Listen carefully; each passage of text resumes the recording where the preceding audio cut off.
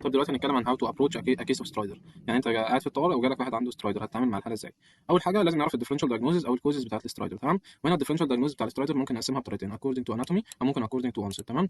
طيب يعني حسب هو الاناتومي، يعني حسب السترايدر ده سببه ايه؟ مشكله في التراكيه ولا مشكله في اللارنكس ولا في كذا ولا في كذا، ولا حسب الاونست بتاعه، يعني جاي اكيوت اونست ولا كرونيك اونست، تمام؟ فممكن نحفظ تقسيمه من الاثنين، يعني ممكن الافضل نحفظ حسب الاناتومي، تمام؟ المهم هنقول الاثنين بسرعه. اكوردنج تو اناتومي، ايه الاسباب اللي ممكن تعمل سترايدر؟ اي مكان في الاير واي لو في مشكله وحاجه سداه هيعمل سترايدر، تمام؟ من اول فوق النيزوفارنكس او الاوروفارنكس، او ممكن تحتها في اللارنجوفارنكس او اللارنكس، وبعدين تحتها في التراكيه، واخر حاجه في البروكسيمال ايرويز. اي مكان من دول فيه اوبستراكشن او حاجه سدها جزئيا هتعمل سترايدر، بس كده بكل بساطه، تمام؟ فايه الاسباب اللي في النيزوفارنكس او الاوروفارنكس ممكن تعمل سترايدر؟ حاجات زي ايه؟ زي مثلا اول حاجه التونسيلر هايبرتروفي، التونسلز كبيره فسدها، او ممكن فرنجايتس انفلاميشن عادي، او ممكن ابسس بقى، سواء بقى الكوينزي اللي هو بنسميه البيريتونسيلر ابسس الكوينزي، تمام؟ او الريتروفارنجال ابسس، تمام؟ تاني حاجه معانا ممكن تكون اسباب في اللارنجوفارنكس او في اللارنكس نفسه، تمام؟ حاجات زي ايه بقى؟ اول حاجه ممكن يكون ابيجلوتايتس انفلاميشن في الابيجلوتس، تمام؟ او ممكن مثلا حاجه مهمه اللي هي الانافلاكسيس واللارنجال اديما. دايما من اعراض الانافلاكسيس انه يحصل حاجات زي ايه؟ زي الارتكاريا واللارنجال اديما، فممكن يكون بسبب كده، تمام؟ ثالث حاجه ممكن يكون في تيومر، سواء بناين او مالجنت تيومر طالع في اللارنكس، تمام؟ رابع حاجه ممكن يكون في فوكال كورد باراليسيس، بس لازم يكون الباراليسيس ايه؟ بايلاترال، تمام؟ لان لو يونيلاترال فوكال كورد باراليسيس بيعمل اسمه ايه؟ بيعمل هورسنس اوف فويس، لكن لو بايلاترال بيعمل ايه؟ بيعمل سترايدر، تمام؟ او اخر حاجه ممكن يعمل حاجه اسمها بسبب حاجه اسمها بي في سي ام اللي هي البارادوكسيكال فوكال كورد موفمنت، تمام؟ فدي الاسباب اللي ممكن تكون من ناحيه اللارنكس. ثالث حاجه ممكن تكون مشاكل في التراكيه، سواء ايه بقى؟ سواء مثلا تراكيه ستينوزيس ضيقه بسبب مثلا اي حاجه برولونج مثلا انتوبيشن ولا حاجه مثلا، تمام؟ ممكن يكون بسبب تراكيو ماليشيا، ممكن يكون بسبب جويتر، تمام؟ اخر حاجه معانا البروكسيمال اير ويز، مشاكل بقى في البروكسيمال اير ويز، سواء بقى في فورين بادي اسبيريشن سد الاير واي، او انهاليشنال بيرن اللي هي البيرن انجري، او انهاليشن اوف بقى ايه؟ اي كوزيتيك ماتيريال، او اي مثلا اللي هي المواد اللي بتكوي والمواد اللي بتحرق والكلام ده، تمام؟ فانت بكل بساطه عايز تفتكر ايه اسباب السترايدر، فكر من فوق لتحت، من اول الفارنكس باجزائه، وبعدين نخش على اللارنكس، وبعدين نخش على التراكيه، وبعدين نخش على البروكسيمال اير واي، واقعد قول في كل واحد فيهم، سواء بقى ايه؟ قول اي حاجه، قول مثلا انفلاميشن، فارنجايتس، لارنجايتس، هكذا، تمام؟ قول مثلا فورين بادي، قول تيومر، قول كذا، تمام؟ قول ابسس، قول يعني كل واحد فيهم هتقول ايه؟ هتقول حاجات ممكن تضايق المكان ده بس مش اكتر يعني، تمام؟ طيب تاني حاجه ممكن نقسمهم اكوردنج للأونست، مين من الحاجات دي تيجي مثلا على شكل اكيوت اونست؟ هتقول لي الفرنجايتس، هتقول لي الابيجلوتايتس، هتقول لي مثلا الايه؟ الفورين بادي اسبيريشن، الانهاليشن، البيرن انجري، الابسيسيز والحاجات دي، مش الانافلاكسيس ولا رينجل اديما، كل الحاجات دي هتيجي على الاكتر هتيجي اكيوت اونست. فلو جينا نبص ابيجلوتايتس كروب فورين بادي اسبيريشن انافلاكسيس انجيوديما، فعشان كده ايه؟ مش محتاج تحفظ من الاول، عشان كده قلت هنحفظ التقسيمه دي وخلاص، تمام؟ دي بس بتقسمهم من بالتخيل كده، من الحاجات دي تيجي اكيوت هتعرف تطلعهم عادي، تمام؟ طب مين من الحاجات دي تيجي تلاقيها كرونيك او ريكارنت اونست؟ اكيد ايه؟ التراكيال ستينوزس مش هيحصل في دقيقه يعني، التراكوماليشيا برضه هتاخد وقت، الفوكال كورد باراليسيس نفس الكلام هياخد وقت، التونسيلر هايبرتروفي هياخد وقت، وهكذا، تمام؟ فقال لك اللارنجيو ماليشيا، التراكو ماليشيا، التراكيال ستينوزس او السبجلوتيك ستينوزس، الفوكال كورد باراليسيس، اكيد برضه حاجه مهمه، التيومرز برضه هتعمل ايه؟ كرونيك اونست يعني، تمام؟ عشان كده من ناحيه اكيوت وكرونيك دي مش محتاجه حفظ وتفهم، انت بس احفظ الاسباب بتاعه الاناتومي، وبالعقل كده فكر مين منهم هيبقى اكيوت ومين منهم هيبقى كرونيك، تمام؟ بس كده. والاسباب اكوردنج تو اناتومي ما فيش اسهل منها، لانه ايه؟ انت بس بتتخيل الاير واي من اوله لاخره، وكل جزء من الاير واي تقول ايه؟ تقول اي حاجه ممكن تسده وخلاص، تمام؟ مش لازم الاسباب المكتوبه دي بس يعني، تمام؟ طيب ايه التوب سيريس كوزز للسترايدر؟ يعني مين اخطر او اهم حاجات في دول ممكن تعمل مشاكل؟ حاجه زي بقى ايه؟ الكروب عشان انفكشن وكده، والابيجلوتايتس دول انفكشنز خطيره، الانافلاكسيس والانجيوديما لان دي حاجه ممكن تموت، البايلاترال فوكال كورد باراليسيس نفس الكلام، او فورن بادي اسبيريشن، او اللارنجوماليشيا، دي تعتبر اخطر حاجات. فدلوقتي هناخد كلهم هيعملوا سترايدر، بس طبعا يعني في فروقات كبيره جدا ما بينهم يعني، فاحنا هناخد دلوقتي في جدول كده ايه الهيستوري كلوز او الاكزامينشن كلوز اللي ممكن تساعدك تفرق ما بينهم يعني، طالما هو جالك بسترايدر عارف ازاي ان ده فورين بادي ولا ابيجلوتايتس ولا كذا ولا كذا. مبدئيا اول حاجه الاونست هيفرق جدا في اي حاجه، يعني مثلا واحده لو خدنا الفورين بادي اسبيريشن، طبعا ده اكيد حاجه هتكون ايه؟ صدن او اكيوت اونست، يعني مفيش واحد فورين بادي وهيجي له سترايدر بكره، يعني اول ما يطلع هيجي له سترايدر، تمام؟ فيكون ايه؟ الاونست صدن اونست، تمام؟ الهيستوري كلوز غالبا هتلاقيه ان هو طفل صغير، لان مفيش قاضي تعال هيروح يبلع فورين بادي، فغالبا تلاقيه طفل صغير كان بياكل ولا بيلعب وبعديها راح جاي ايه؟ بلع الحاجه وعملت له ايه؟ كافينج او تشوكينج او الكلام ده، تمام؟ فبس فالهيستوري كلوز هتلاقيه غالبا كومن ان تشيلدرن during eating or playing، وتلاقيه معاه اعراض ثانيه زي تشوكينج وكف وسترايدر والكلام ده، تمام؟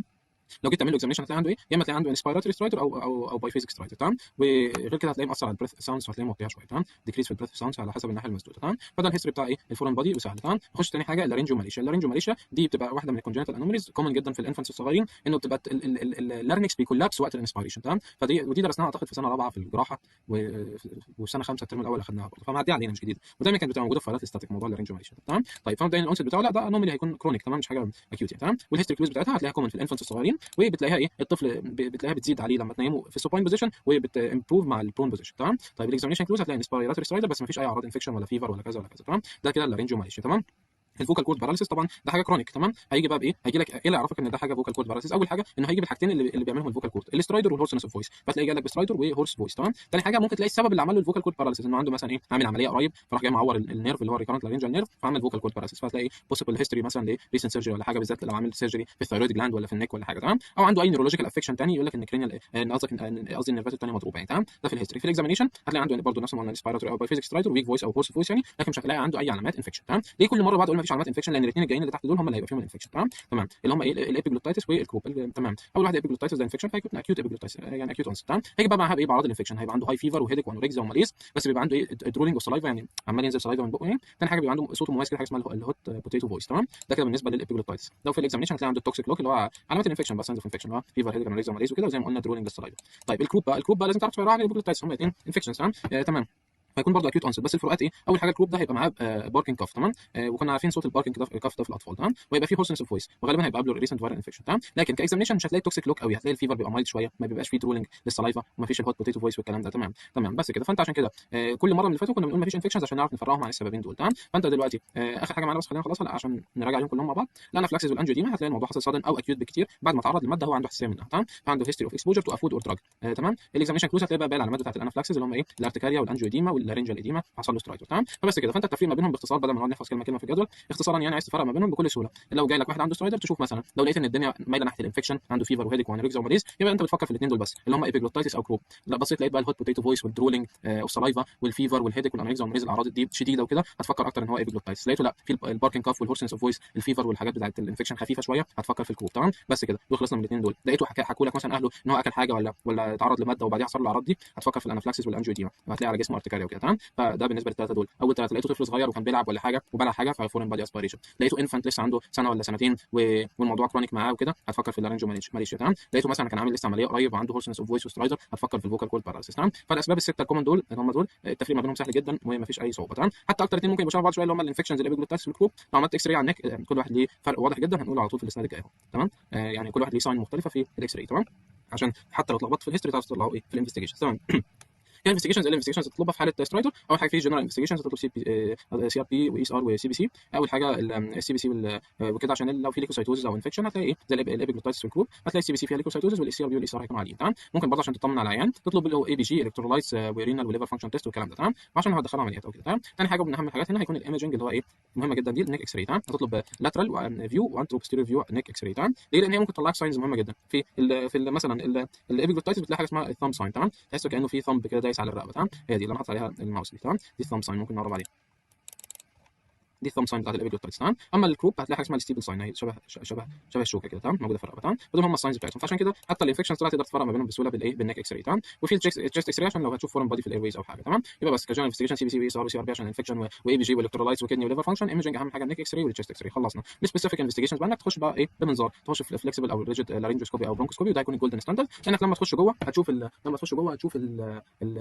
البتاع الفورن بادي او التيومر او المشكله. تمام طيب بعديها عندك نكمل. فزي ما قلنا بتخش بمنظار وتشوف ده جولدن ستاندرد، تشوف بقى اير واي من جوه، في فورن بادي، في تيومر، في كذا اي حاجه تشوفها. تمام فده احسن حاجه ممكنه اصلا. ممكن تعمل سي تي على النك او على التشست او ام ار اي على النك لو التشست اكس راي ما كانتش مبينه كويس تعمل سي تي بقى. تمام ممكن برضه لو شاكك ان هي انافلاكسيس او انجيوديما تعمل التستات بتاعت الالرجي اللي هي سكين الرجي تيستنج والاي جي اي والكلام ده. اخر حاجه لو شاكك في فرنجايتس او انفكشن او كده ممكن تاخد ايه ثروت سواب وتعمل كالتشرز والكلام ده. تمام بس دي كده انفستيجيشنز وكلهم حاجات منطقيه اصلا من غير اي حاجه اصلا ممكن تالفها من دماغك. تمام اخر حاجه ازاي تتعامل مع حاله سترايدر. اول حاجه ايمرجنسي تريتمنت على طول. واحد جالك مش عارف ياخد نفس مش هتاخد لي هيستوري تعمل. اول حاجه تاكد ان البيشنت ستيبل. تمام ازاي انك تعمل اي بي سي دي ابروتش اللي هو تنشور الاير واي از بيتنت، تدي له اكسجين سبلمنتيشن لو محتاج، تخليه في الابرايت بوزيشن. ممكن تحتاج تعمل له بقى لو الاير واي محتاج تسبورت الاير واي ممكن تعمل له انتيوبيشن او تراكيوستومي يعني ايه تريسسيتيت اهم حاجه. تمام بعد ما تظبط الدنيا تبدا بقى تعالج الكوز اكوردنج تو ذا كوز، تاخد هيستوري اكزامينشن انفستيجيشنز وتدور على الديفرنشال اللي قلنا ده وتعالج حسب السبب. لكن اهم من ده كله مهما كان سبب الاسترويد لازم تعمل خطوه الامرجنسي مانجمنت دي في الاول اللي هي الاي بي سي دي. تمام